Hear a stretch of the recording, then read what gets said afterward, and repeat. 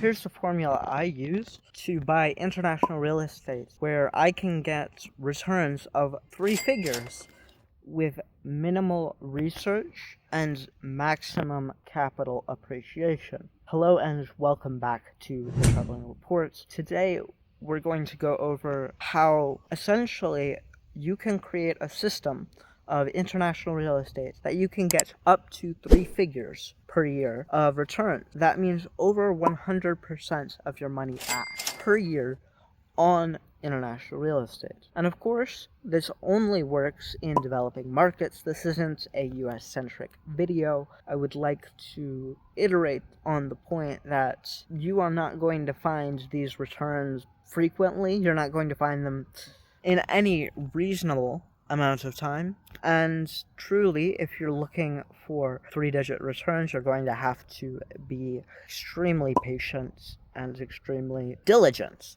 And of course, none of this is financial advice. You are at your own risk doing this strategy. And of course, you should be dealing with local professionals and doing everything legally. With all of those disclaimers out of the way, how exactly can you gain 3 figures in returns over 100% on your capital with real estate? I think that it comes down to knowing the market and knowing price pressures and how to find arbitrage deals, especially if you are coming from a market with United States dollars. And so, for example, when I first moved out of the United States, I moved to the country of the Republic of Georgia. The Republic of Georgia, located next to Russia, Armenia, Azerbaijan, Turkey, is a very interesting case study in creating outsized returns in how, especially after the war, because real estate in 2021 through 2024, I believe, showed triple-digit returns. And this is something that's not many markets are going to show, is triple-digit returns. And so after that, I moved to Albania, which in 2023 and 2024 showed triple-digit returns. How am I finding these countries? Well, I'll tell you how. One, I'm looking at how much of their economy is dependent on tourism. Tourism is a massive factor for how much you gain. Real estate. Second of all, I'm looking at pricing pressure. Do they produce a lot locally? If they do not, then that means that there is going to be insane pricing pressure and insane squeezes on housing in some cases.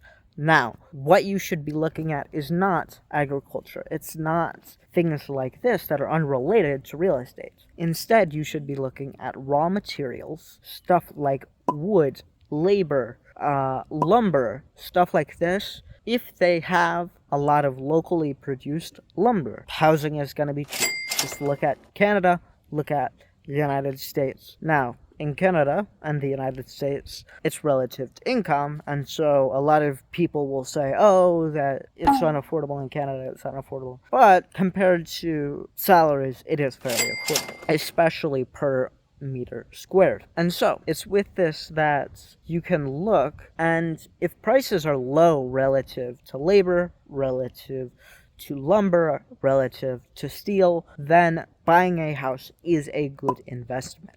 And the reason why it is a good investment is while real estate values are low, that's when you want to buy, and when demand is low, so you want to buy, because when supply is limited, they cannot build cheap enough. And so there is a squeeze upwards. Now also, the reason I look at tourism is because if you're looking at tourism and building in countries with massive tourism, or growing tourism even, then you have some place to rent it. And so this is where double-digit to triple-digit rental returns come in. And you can pay off your mortgage or your initial investment very quickly. And so not only are you getting the capital appreciation from the home, you're getting the rent appreciation from the home. And so you gain a large gap up in how things work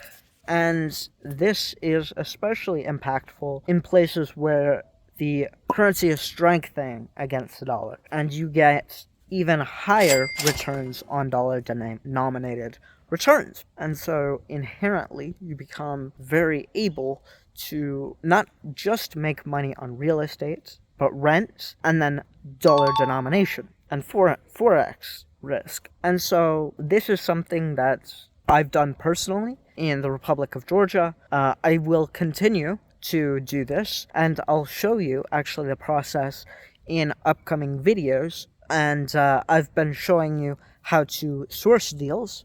If you're interested, the playlist of finding abandoned buildings is down in the description down below. And of course, I will do deeper dive explanations after I go to China, as I am upgrading my quality quite substantially after I go to China. If you'd like to join me on those journeys, of course, a subscription would be great, and I will guide you along the path for the entire way. Now, let's go over some specific markets you of course could have gone into. As I've already mentioned, and just to reiterate, Georgia, Albania are markets that this has happened. Another market this has happened in is the current market I'm in, Moldova. Moldova has seen massive capital appreciation in the last few years, and so Moldova is another potential growth play. Armenia is another price appreciation play. Turkey. And a lot of these countries, people would not have thought to buy.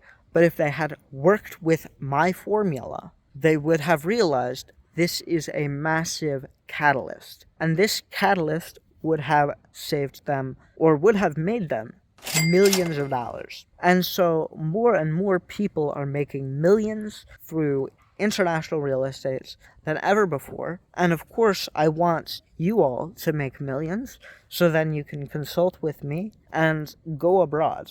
So if you're at all interested in joining me on this journey, of course, feel free to subscribe. If you liked this video, feel free to give me a like. If you really enjoyed it, feel free to share.